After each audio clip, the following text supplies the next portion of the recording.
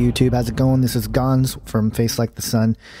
Just wanted to give some food for thought. First off, just wanted to let everyone know, if they haven't already heard, that the Black Vault released over 130 million pages of declassified documents pertaining to UFOs, and thanks to John Greenwald Jr., he's made the entire archive available for search either by year or by keyword on the website projectbluebook.theblackvault.com, and you can check it out with the link in the description section.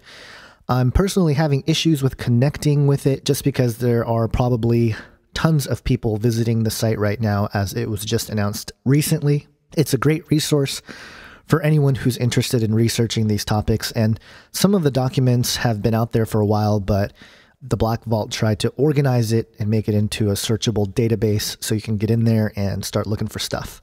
But for this video, I wanted to give some food for thought, and it's concerning a video on YouTube I ran into while doing some research on the TR-3B, which I want to talk about in my book, and different things about the government triangular shaped craft and stuff like that. But I ran across a video called Must See UFO Levitation Technology. And now the video is actually a montage, or sort of a montage, of another YouTube user channel called Boazil. I think it's Boazil, who's one of the people who worked on the project.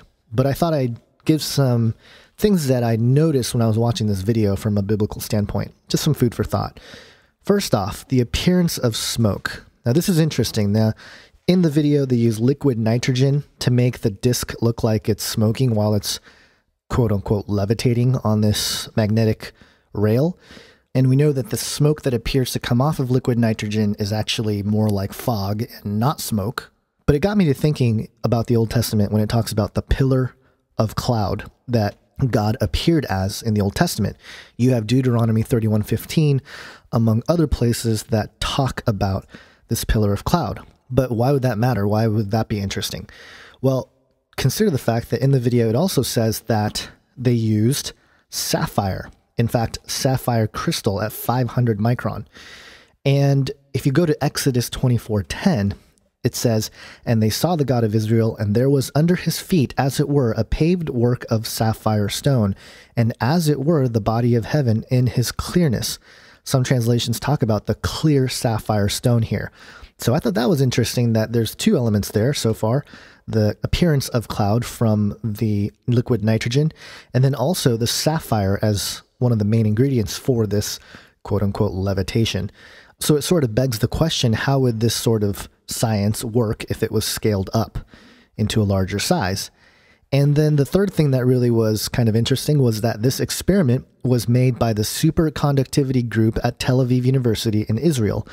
And I'm not making any bold claims here or anything, but if certain studies about the end times are correct, and some of the things pertaining to the Antichrist has to do with Jerusalem, you know, the possibility that the Antichrist would use some sort of technology to make himself appear to be God, standing in the temple of God, perhaps with a pillar of cloud and maybe a clear sapphire stone under his feet.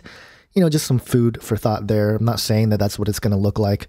Now, I know that there's some people that have said that this is not levitation or anti-gravity, and really it's kind of not. I mean, they're right. It's really not anti-gravity in the sense of what we think of as it being. And actually, in the book that I'm writing now, The Cosmic Endgame, I'm looking at Tesla and a lot of the electrogravitic properties that he uncovered, which is where I think the actual anti-gravity technology comes from, especially pertaining to the TR-3B, the alleged triangular UFOs that I believe the breakaway civilization are in possession of now. And maybe I'll do another video on that soon, but thought I would put this out there. It was an interesting thing that I saw. Not saying that's how God operated with a sapphire stone and liquid nitrogen, making it appear like he's doing something supernatural, but just consider the possibility that if the Antichrist does appear with all lying signs and wonders, could this sort of conductivity technology / science be used in that process?